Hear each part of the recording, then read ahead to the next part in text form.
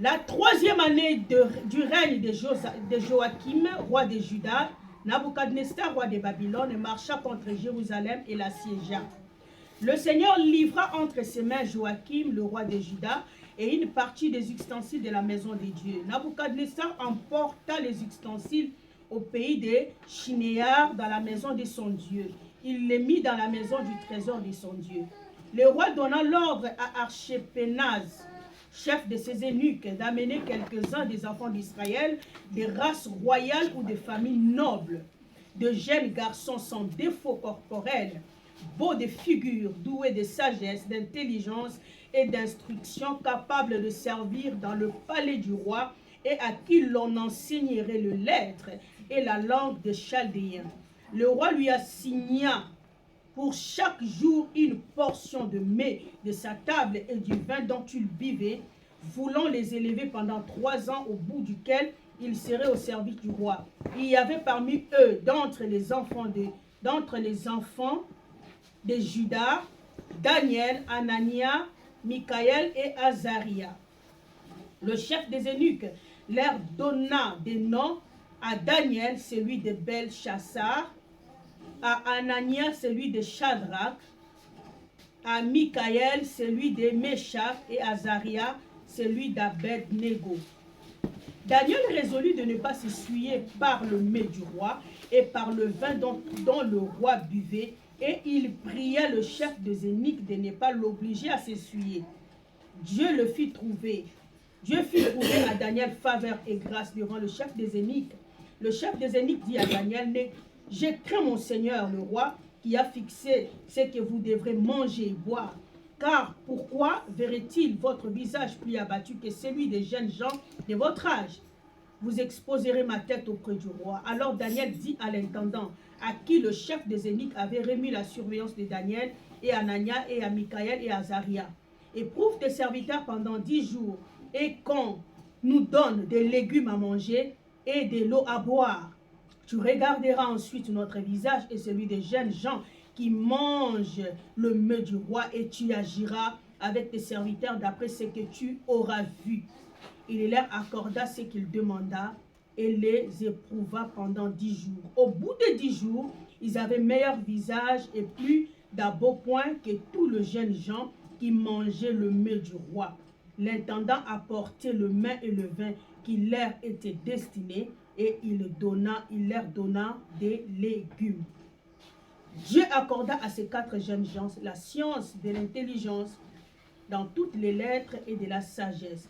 Et Daniel expliqua toutes les visions et tous les songes. Amen. Amen. On acclame pour la gloire du Seigneur. On peut s'asseoir.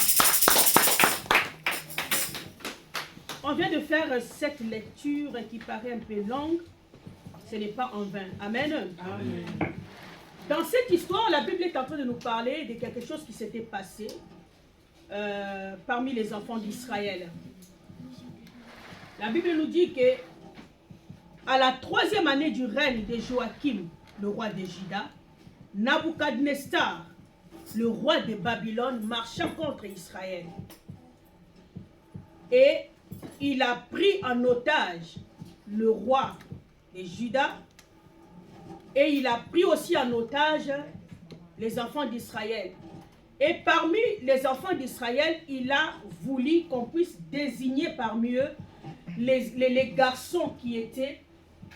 En fait, il est en train de donner des qualités. Le jeune garçon, de la race royale ou des familles nobles, de jeunes garçons sans défaut corporel, beaux de figure, doués de sagesse, d'intelligence et d'instruction, capables de servir au palais du roi. Donc il a exigé, c'est vrai qu'il avait pris en otage tout le peuple, mais il avait besoin des jeunes gens qui pouvaient servir dans son palais, d'être à côté de lui. Et il a donné des critères des jeunes gens qu'il voulait parmi les enfants d'Israël. Il a dit, allez me chercher des jeunes garçons qui sont d'abord de la famille royale ou de la famille noble. Et cherchez-moi, donc ces garçons-là, en dépit d'être de la famille royale, ils doivent être beaux. Donc des garçons qui sont beaux, belles de figure, sans défaut corporel, doués de l'intelligence, de sagesse. Il faut me les amener pour qu'il puisse servir dans la maison royale. Pourquoi le roi Nabuchodonosor pouvait exiger ces critères pour le jeune Jean qu'il voulait mettre à son service? Bien-aimés dans le Seigneur, nous devons savoir une chose, que le diable ne vise pas les gens qui n'ont rien. Amen. Le diable ne vise pas les gens inutiles. Le diable ne vise pas les gens qui n'ont rien. Il vise toujours les gens qui ont quelque chose. Quand le diable pointe ses yeux sur toi, c'est qu'il a vu quelque chose de spécial en toi. C'est qu'il a remarqué que tu es différent des autres. Tu as quelque chose de très spécial. Amen, bien-aimé. Le diable ne prend pas n'importe qui. Amen. Amen. Et le diable ne combat pas n'importe qui. Quand le diable te combat, c'est-à-dire que tu es spécial. Quand le diable te combat, c'est-à-dire que tu as une destinée particulière. Quand le diable te combat, c'est-à-dire qu'il a remarqué quelque chose en toi. Amen. Il poursuit toujours les gens qui ont quelque chose. De même comme notre Dieu. Amen. Avec notre Dieu, la différence c'est que Dieu ramasse ceux qui sont rien et il les investit. Amen. Et le diable commence à poursuivre ceux qui ont la chose que Dieu a mis en eux. Amen. Amen. Parce que la Bible nous parle que c'était des enfants d'Israël, dont le peuple de Dieu. Amen. Et le diable, le Nabuchodonosor, cherche les gens là avec des critères pour qu'ils puissent servir dans la maison du roi. En d'autres termes, le diable ne peut pas mettre à ses côtés quelqu'un qui est vide. Amen. Il va seulement prendre les dons de Dieu qui est en toi. Et il va chercher que tu lui sers avec ce que Dieu t'a donné. Est-ce que quelqu'un comprend? Parce que le diable ne donne rien, il n'a rien. Amen. Même les grands musiciens que nous voyons dans le monde, ils ont les dons en eux. Amen. Et le diable prend juste ces dons-là et il veut que ces dons-là commencent à lui servir. Est-ce que quelqu'un comprend?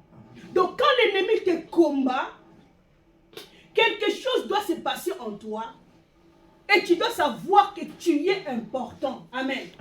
Il ne te combat pas en vain, il a ciblé quelque chose en toi. Il a envié quelque chose en toi. Parce que l'ennemi, c'est quelqu'un d'envie. Amen. Il a la jalousie, il ne veut pas que les choses meilleures puissent adorer le Seigneur. Il veut que tout ce qui est meilleur là lui appartienne. Amen. Il a désigné des garçons, imagine-toi, il dit, qui n'ont pas de défauts corporels, intelligents, doués de sagesse. Et j'aimerais qu'ils servent dans mon royaume. Amen. Et la Bible nous dit, ils ont choisi parmi les gens là, et ils ont localisé Daniel et les amis de Daniel, Meshach, Shadrach, Abednego. Amen. Ils ont pris ces jeunes garçons-là, ils les ont amenés auprès du roi pour qu'ils commencent à servir au palais royal. Pourquoi? Parce qu'ils étaient esclaves déjà. Amen. Ils étaient sous l'emprise du roi et ils ne pouvaient rien faire. On les a pris. Et la Bible nous dit, le roi, avant de les élever au rang qu'il voulait qu'ils puissent obtenir dans son palais, il leur exigea, il a donné l'ordre aux eunuques. Donc les eunuques là, ce sont des chefs des gardes qui prennent soin de toutes des personnes qui doivent être désignées pour servir au service du roi plutôt. Donc les eunuques, il a donné l'ordre à l'eunuque qui était chargé pour surveiller les Daniel, tout le monde. Il a dit à cet eunuque-là de commencer à les faire d'abord manger le mets que lui mange. Amen. De commencer à leur servir le mets du roi et le vin que le roi se sert. Il dit que ces gens-là doivent manger cela. Pourquoi? Parce qu'il est en train de les préparer. En fait, ils obtiennent une poste donc, après 3 ans en fait. Pourquoi le roi pouvait exiger que les gens qu'il était en train de préparer pour qu'il puisse les élever dans son royaume, qu'ils commencent d'abord à manger ce que lui mange? Amen. Parce que, bien aimé, nous devons savoir une chose. La nourriture est sacrée. Amen. Dans la nourriture, bien-aimé, on peut façonner ta vie. Dans la nourriture, on peut te modifier. Est-ce que quelqu'un comprend? Dans la nourriture seulement, bien-aimé, on peut avoir l'emprise sur toi. Le roi voulait que ces gens-là mangent ce que lui mange parce qu'il voulait dominer sur eux. Il voulait avoir l'esprit supérieur sur eux. Amen. Il voulait déjà les dominer spirituellement. La Bible nous dit, Daniel a pris la résolution de ne pas s'essuyer avec le mets du roi. Amen. Il a pris la résolution de ne pas manger ce que les rois mangent. Malgré qu'il était en Babylone, mais il n'a pas voulu manger ce que le roi mangeait. Daniel était, bien aimé, dans la position de faiblesse. Quand on parle de Babylone, Babylone, c'est un endroit qui n'est pas agréable pour un enfant de Dieu. C'est comme l'image du monde, c'est comme l'image, bien aimé, d'un lieu où tu te trouves, où personne ne connaît le Seigneur, où ta foi est bien aimé, mis en danger. Est-ce que quelqu'un comprend? Amen. Mais dans l'état qu'il avait, il n'a pas voulu, bien aimé, s'essuyer avec le mets du roi. Mon thème de ce matin est intitulé « Ne t'essuie pas avec le mets du roi ».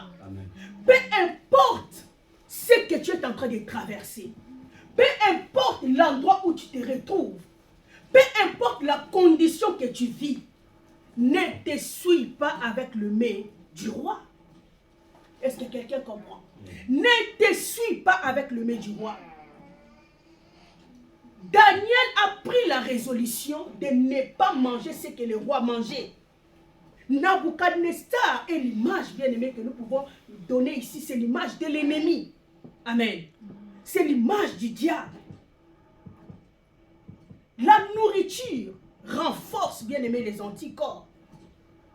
Ce que tu manges, bien aimé, ça peut te communiquer la vie ou ça peut te communiquer aussi la mort. Amen. Nabucodonosor avait le mets qu'il mangeait, qui était spécial à lui. C'est ce mets-là qui faisait en sorte qu'il continue à être fort comme il est là, mais dans le mauvais. Le mets du roi dont nous parlons ici, c'est quoi? La Bible nous parle que Daniel n'a pas voulu s'essuyer avec le mets du roi et le vin que le roi buvait. Le mets du roi, c'est juste l'image des plaisirs du monde. Amen. De tout ce qui est bien aimé plaisir. De tout ce qui est agréable aux yeux, mais qui attriste le Seigneur. Amen. Tout ce qui est plaisir, tout ce qui est comme délicieux à tes yeux. Daniel n'a pas voulu, bien aimé, s'essuyer avec cela. La viande est toujours agréable, bien aimé. Quand on mange la viande, on est content. Amen. Et surtout la viande que le roi mange. Bien aimé, au vu des gens, c'était comme une faveur qu'on voulait faire à Daniel et à ses compagnons. Mais Daniel n'a pas voulu cette faveur. Parce que pour lui, la faveur là, avait le but de l'essuyer.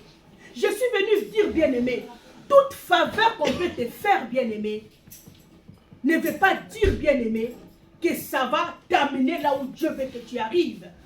Il y a d'autres portes qui peuvent s'ouvrir dans ta vie avec un but de t'éloigner de Dieu.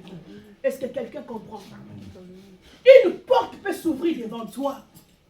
Ça ne veut pas te dire que ça peut t'amener là où Dieu t'attend.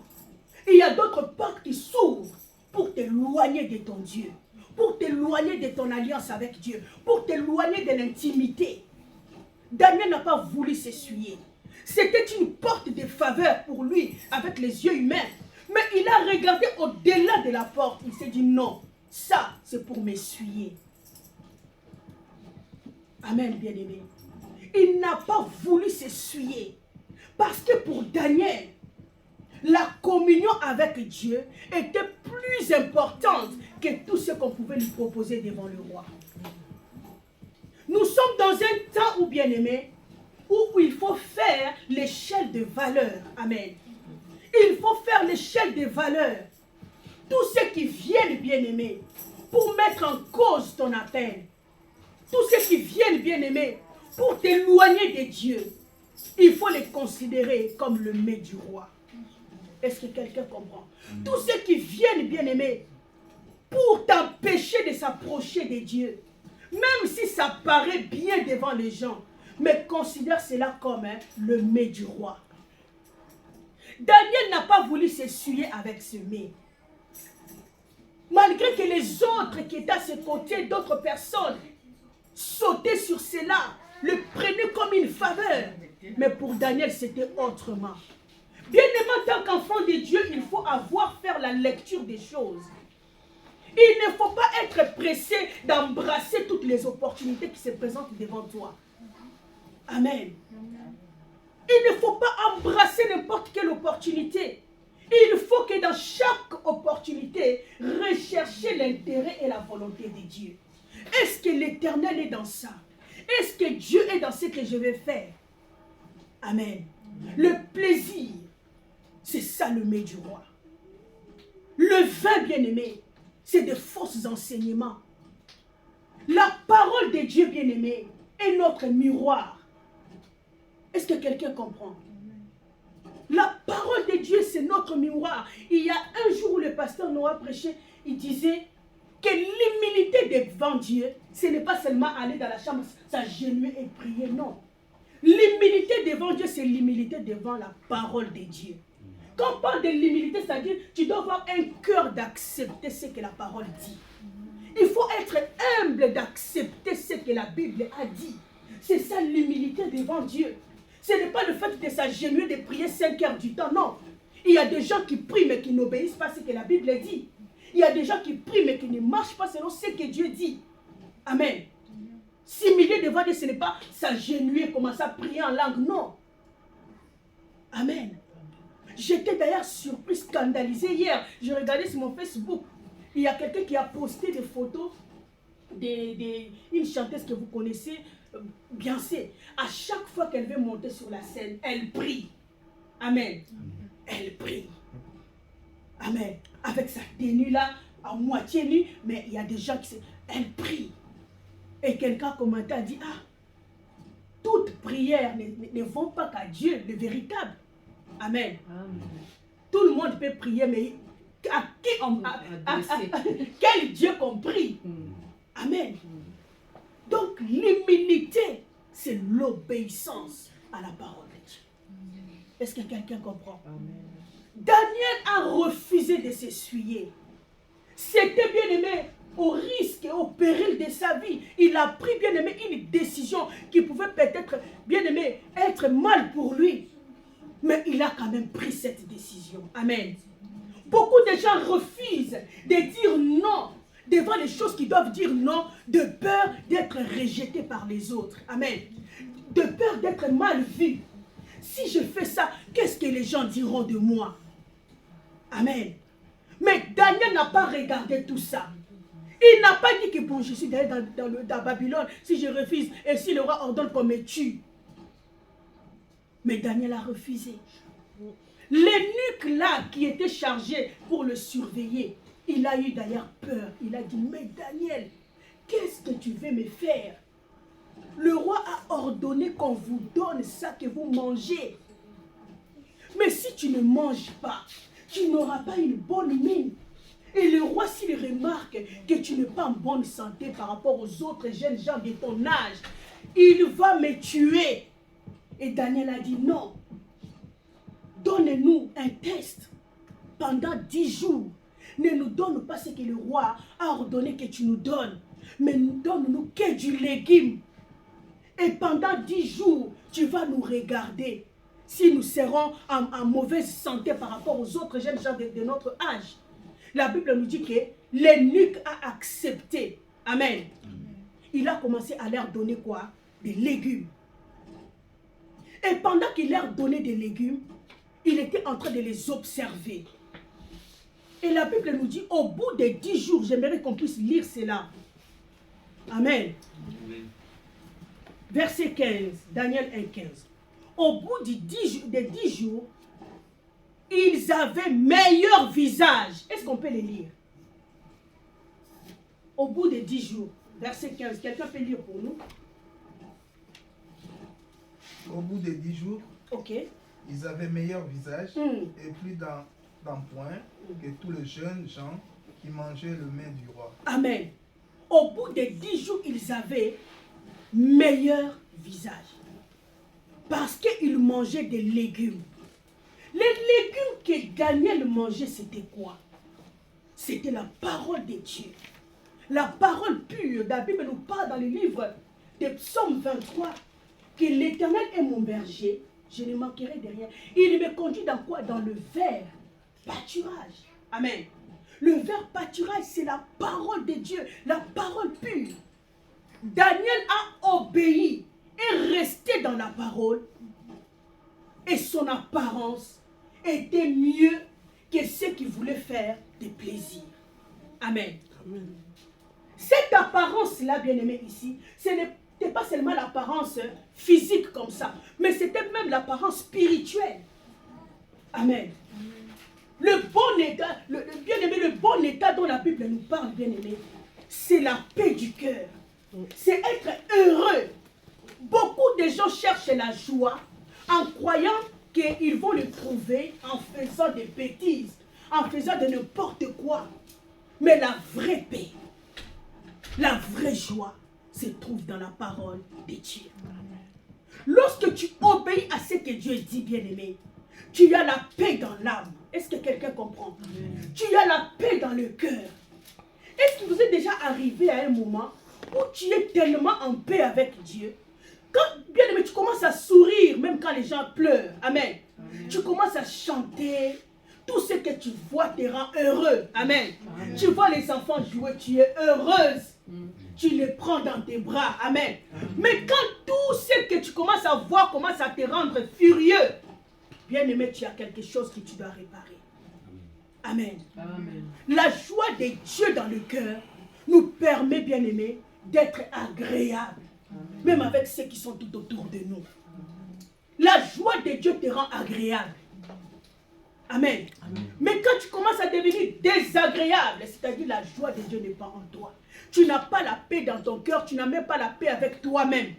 Tu n'as pas la paix avec Dieu et tu n'as pas la paix avec toi-même. Ça te rend, bien aimé, nerveuse, nerveux. Tout ce que tu vois t'énerve. Amen.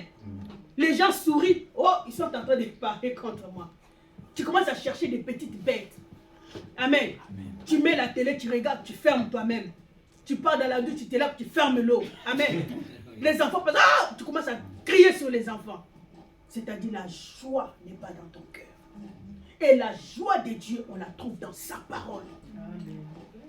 Dieu est dans sa parole.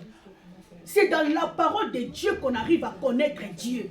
C'est dans la parole de Dieu qu'on arrive à savoir ce que Dieu veut pour nous. Dieu, on le connaît dans sa parole. Amen. Dieu s'est décrit dans sa parole. Tu veux connaître Dieu. Tu veux savoir comment il est. Tu veux savoir comment il s'énerve, comment il agit, ce qu'il veut. C'est dans sa parole.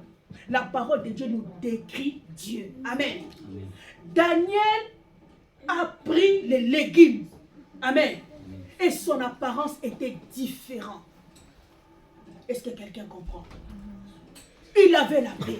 Et si on continue, bien aimé, nous allons voir tout au bout là.